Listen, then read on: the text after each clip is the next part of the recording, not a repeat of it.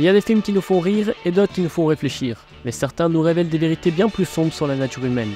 Le Loup de Wall Street réalisé par Martin Scorsese est bien plus qu'un simple défilé d'excès. Derrière les yachts, les substances et les fêtes se cache un art subtilement maîtrisé, l'art de la manipulation. Aujourd'hui, nous plongeons au cœur de cette toile tissée par Jordan Belfort et découvrons comment cet homme a su manipuler non seulement ses employés, mais aussi ses clients. Et même nous, les spectateurs. Et répétez les mots que je vous ai enseignés. Je vais vous rendre plus riche que les PDG les plus importants de tous les États-Unis d'Amérique. Je veux que vous alliez à vos places. Et je veux que vous enfonciez les actions de Steve Madden dans la gorge de vos clients. Jusqu'à ce qu'ils s'étouffent avec. Jusqu'à ce qu'ils s'étouffent avec et achètent 100 000 titres. C'est ce que je veux que vous fassiez. Vous devez être de terroristes. Jordan Belfort n'est pas seulement un vendeur hors pair, il est un maestro de la psychologie humaine. Prenons cette scène culte où il galvanise son armée de vendeurs. Je vais vous dire un truc. Il n'y a aucune noblesse à être pauvre. J'ai connu la richesse, mais j'ai connu aussi la pauvreté. Et j'ai choisi la richesse à chaque putain de fois. Plus simplement un PDG, il est un gourou, un guide, prêt à transformer ces hommes et femmes en véritables machines à vendre. Alors écoutez-moi tous attentivement. Vous avez un découvert à la banque? Super, prenez votre téléphone et travaillez. Votre proprio veut vous foutre dehors. Super, prenez votre téléphone et travaillez. Votre petite copine croit que vous êtes un pauvre loser. Super, prenez votre téléphone et travaillez. Je veux que vous arriviez à régler vos problèmes en devenant riche. Comment? En manipulant leur plus grande faiblesse, le rêve de richesse.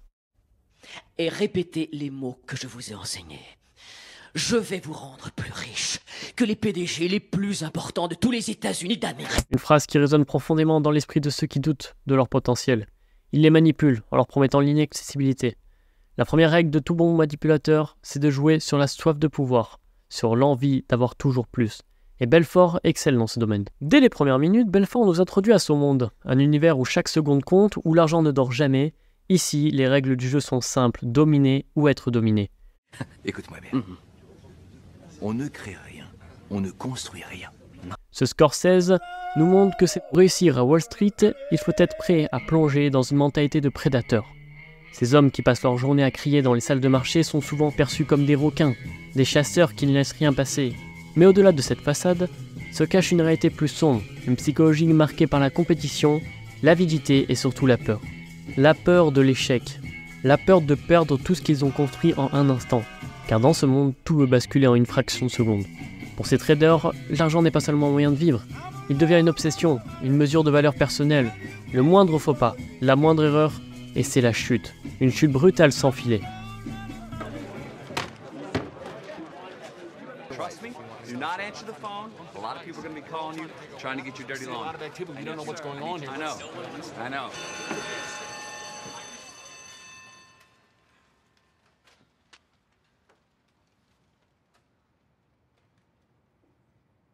Holy fucking shit. Pour éviter cette chute, Belfort a trouvé une solution. La manipulation. Manipuler ses employés pour en faire une machine à vendre. Mais il ne manipule pas que ses employés. Il manipule aussi ses clients. C'est en qui nos clients peuvent avoir confiance. Une compagnie en qui nos clients croient.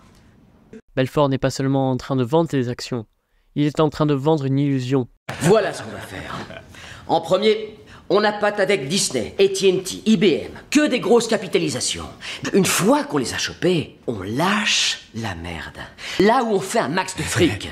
Chaque silence calculé, tout est une pièce de puzzle plus grande. Attendez. Vous attendez, car celui qui parle en premier a perdu. Je suis désolé, je vous remercie de votre appel. Il faut vraiment que j'y réfléchisse et que j'en parle avec ma femme.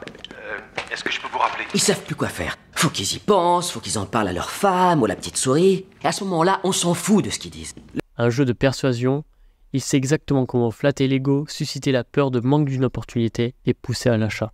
Vous serez sûr que vous avez enfin trouvé un courtier à Wall Street en qui avoir confiance et qui vous fera gagner de l'argent de toutes les manières. Ça vous semble juste?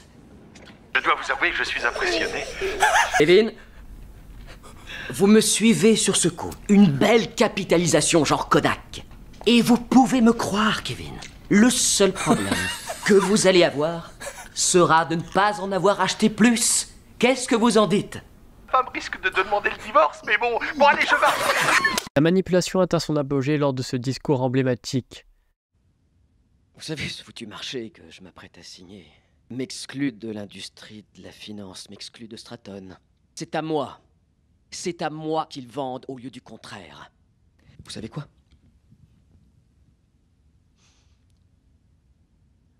Je vais pas partir. Je vais pas partir. Putain, je vais pas partir! Le spectacle continue! Ici, c'est chez moi! Là, Belfort manipule non seulement ses employés, mais aussi nous, les spectateurs. Ce moment, c'est une déclaration de puissance. Le maître manipulateur retourne une situation désespérée en triomphe. Il a compris que pour contrôler, il faut donner l'impression qu'on est prêt à tout, quitte à braver l'impossible. Ce n'est pas seulement du charisme, c'est l'art de la manipulation à l'état pur.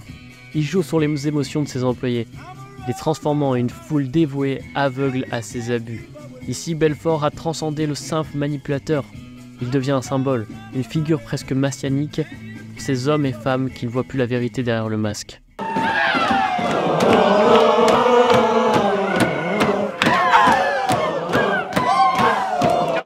Mais tout grand manipulateur finit par payer le prix. Et c'est là que se trouve le vrai génie de Scorsese. Car en tant que spectateurs, nous aussi avons été manipulés. Belfort nous séduit, il nous fait rire, nous fascine. Et nous oublions un instant que ce que nous regardons, c'est la descente d'un homme dans les profondeurs, de la corruption et de l'immoralité. C'est drôle, Jordan, la plupart des connards de Wall Street que j'embarque, Ouais. ce sont tous des fils d'eux. Oh, c'est vrai? Mais vous, en fait, vous, Jordan, vous êtes vraiment devenu tout seul. Ah ouais? Vous savez ce que je me suis dit? Je serai un héros au bureau à Saoui, putain. Quand le FBI va venir saisir ce putain de bateau, parce que putain de bordel de merde, Jordan, c'est ce qui va arriver. Il est magnifique. Et vous avez des somptueuses gonzesses et tout. Oh, c'est une merveille. Bon allez, foutez-moi le camp maintenant. La manipulation n'est pas qu'une technique de vente pour Belfort, c'est une philosophie de vie. Et comme tout bon manipulateur, il finit par être pris dans sa propre toile. Car finalement, on ne peut pas tromper tout le monde, tout le temps.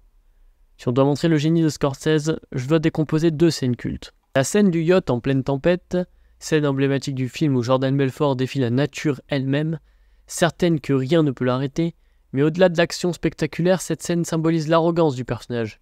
Il est prêt à tout risquer, sa vie et celle des autres, pour sauver son argent. La tempête, c'est une métaphore de la vie de Belfort, chaotique, hors de contrôle, et pourtant, il continue de croire qu'il peut dominer l'incontrôlable. Pour une deuxième scène, les cataludes. La scène où Belfort perd tout contrôle de son corps, rampant sur le sol, comme un animal.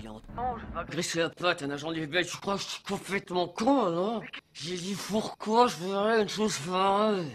T'es foncé ou quoi? J'ai dit pourquoi je vais être du FBI. Jordan, et se prends surtout pas ta bagnole. J'envoie un repas chercher, t'entends? Jordan.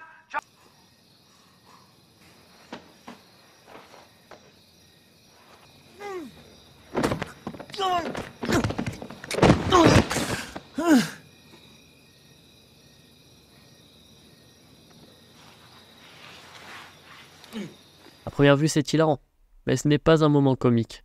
C'est une représentation directe de la chute de Jordan. Lui, qui a autrefois dominé Wall Street, est réduit à un état pitoyable. C'est la métaphore parfaite de l'homme qui a tout sacrifié pour la drogue, l'argent et le pouvoir, mais qui finit par s'autodétruire. Jordan Belfort a joué avec le feu. Il a manipulé ses employés, ses clients et même lui-même. Mais à quel prix? Le Loup de Wall Street est plus qu'un film sur l'argent. C'est un avertissement sur ce qui arrive quand la manipulation devient un mode de vie. Alors maintenant, la question est simple. Jusqu'où seriez-vous prêt à aller pour avoir tout ce que vous désirez?